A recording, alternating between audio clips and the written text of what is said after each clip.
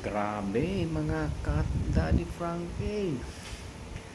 Pinag-aagawan na ng mga kapatid ni Oliver na gusto siyang alagaan nito punto por punto. May aba-aba. Bago natin magpatuloy ng ating pag-uusapan ngayon, huwag mong kalimutan, subscribe this YouTube channel, Kuya SMP Vlog. Daddy Frankie to. Atin to. Ngayon mga kaidol, ating pag-uusapan kung sino ba talaga ang karapat-dapat na mag-alaga kay Oliver kung ito'y makauwi na at makatira na sa bahay na ito na pinagawa ni Daddy Frankie. Ngayon, may kanya-kanya silang mga dahilan. Si Ansing, gusto ni Ansing na siya. Tinuruan na daw niya ang pang-anak niya na mahalin si Oliver. Pero hindi ko nakikita yung pagmamahal na yun kay Ansing. Simula pa noon.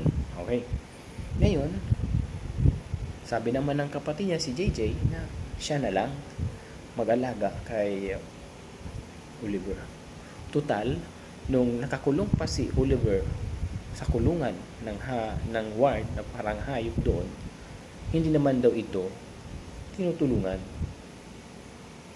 ni Ansing. Kahit pagbigay ng pagkain, walang Ansing na nagbigay, kundi siya ang nag-aabot ng pagkain doon. Dahil sabi pa nga ni Sir JJ na mahal niya ang kapatid niya. Ganun po. Pero si Ansing hindi po nagpapakita. Saan po ba safe si Oliver? Sa poder ni Ansing, siya ang magmamanage pagpakain nito, o dito kay Tatay Sir JJ na siya ang nag-aabot ng pagkain noon nung hindi pa tinutulungan ni Daddy Frankie si Oliver? Aba, please comment section below. Yun po mga kaidol. Kung mag-base ako, para sa akin mga kaidol, dito po ako kay Tatay JJ, kay Sir JJ. Kasi nakikita ko paano siya magsalita. Nandun yung sinseridad na siya mag-aalaga. Wala akong tiwala kay Ansing. Kasi ang priority ni Ansing ngayon, ang mga anak niya, asawa niyang may bisyo. Well, ito si Sir JJ, ang ano lang niya, inom, kunting tagay, hindi talaga maiwasan niya sa probinsya. Ang importante, mabigyan ng panahon ang pag-aalaga kay Oliver. Ganun lang po doon. Kung mag-base lang tayo sa dalawa, hindi pa dito kasama yung ibang kapatid. Kung sa dalawa lang, si JJ tsaka si Ansing, dito na ako sa lalaki. Dito na ako kay Tatay JJ kasi nandun yung sinseridad.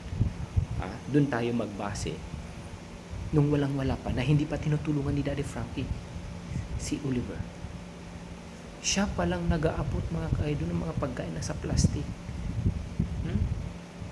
Ganun po. Kaya nagpapasalamat po kami kay Brother BPM na siya ang naging tulay na makilala at natulungan ngayon ni Daddy Frankie si Oliver. Ganun lang po doon mga kaidol. Huwag tayo kay Ansing kasi sinasamantala ni Ansing ang kahinaan ni Oliver na masunod ang kagustuhan niya.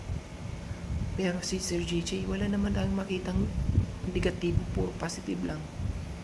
Kasi ang point dito, ang content dito, paano maalagaan. Kasi kapag gabayan yan si JJ ni Daddy Frankie, kung maagabayan yan, paano pakainin, paano painom, matututo yan.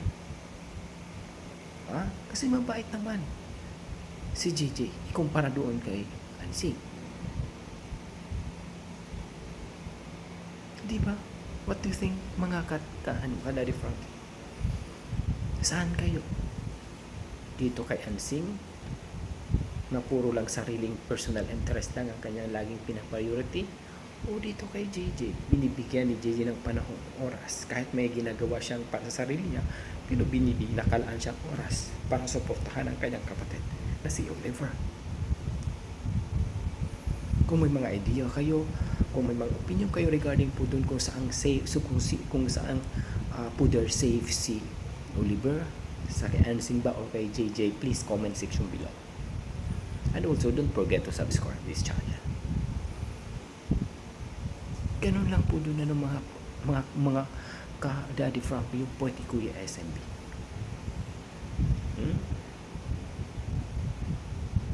Ako, nakikita ko na safe at nabibigyan ng comfortable na journey na araw-araw ni Oliver kung di ito si Sir JJ yung nasa tabi niya. Hindi toxic. Alright? However, kung dito siya sa pudder ni Ansing, ay nako, alam niyo na kung anong mangyayari. Tsaka yung mga ganung sakit mga ka-idol, hindi lahat na gusto nilang maingay. Gusto din nila sometimes ng katahimikan. Yeah. Alam naman natin na may mga bata si Ansing. May mga anak. Okay? Ganun lang po doon yung point ni Kuya SMB. Na yung doon naman po sa paglinis ng kawayan na yan, kasi iba binigyan si Ansing ng pera, pero hindi pa rin natatapos. So alam nyo na yun ang mga dahilan yun, di ba? Pura naman siya dahilan eh. Ganun lang po doon point ni Kuya SMB. Sabi pa ni Daddy Frankie na si Foreman na lang bahala na maglinis yan.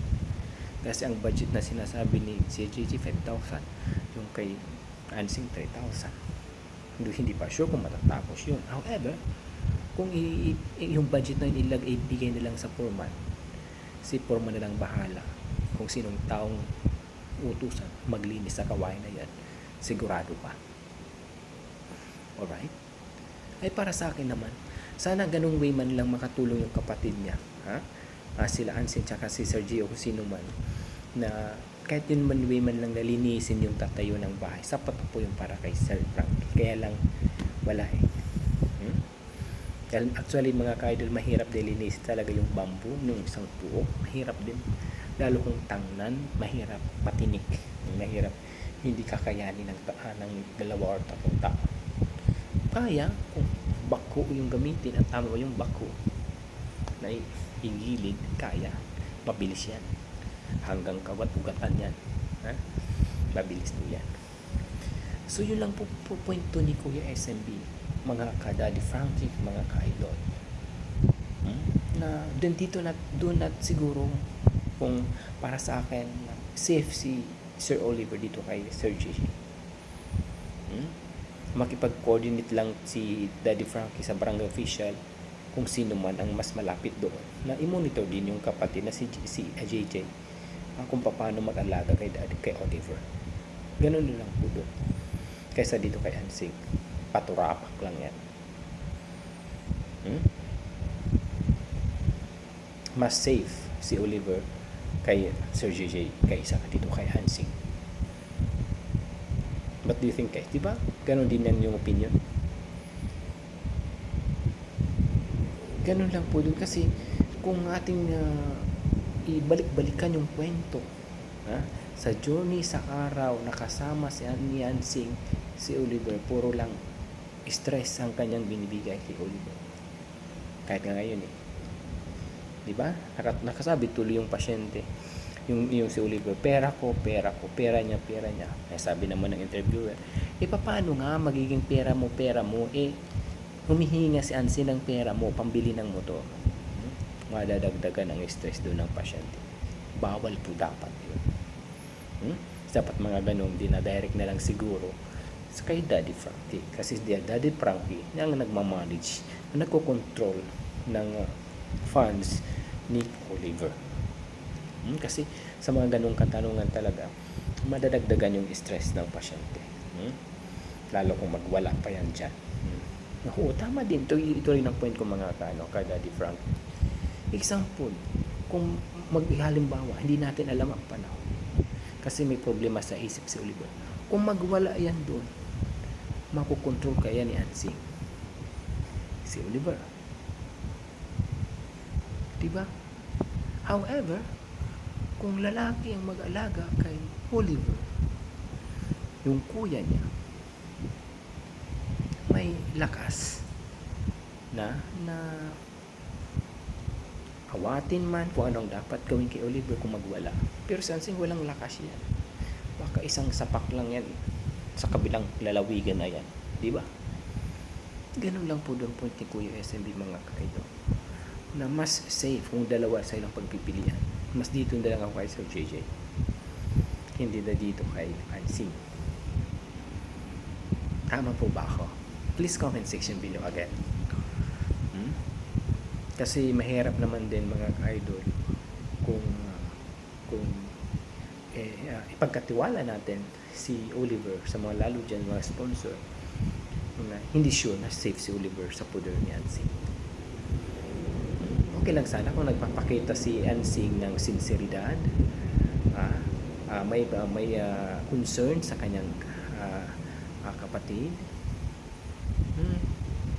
na kahit pagpunta doon sa shelter, dapat pinapakita ni Hansing ganung way paano mag-care. Pero wala eh. Puro lang hingi. Puro request.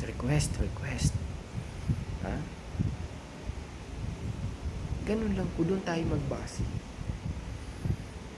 Ulitin ko, sinasamantala ni Hansing ang kahinaan ni Oliver sa kanyang pangangailangan ngayon na nandito pa si Oliver sa puder ni Daddy Frankie. Yan po ang katotohanan. Ulitin ko, sinasamantala ni Hansing ang kahinaan ni Oliver na mamasunod ang kanyang kagustuhan. Kung hanggat si Oliver nandun pa sa puder ni Daddy Frankie sa shelter, dahil sa utos ng kanyang asawa. Ganun lang po doon. Again, sa mga nandiyan, please don't forget to subscribe this YouTube channel. Daddy Frankie, atin to.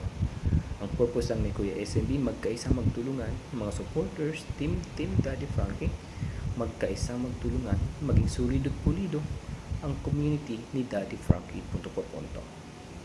Yun lang. Kapangan nila, basta nasa katotohanan, nasa katuwiran, ipaglaban mo. Ganun lang po dun mga ka-idol, mga ka-Daddy Frankie. Salamat sa pagpatuloy niyo pagsusubaybay kay Kuya SMB Vlog.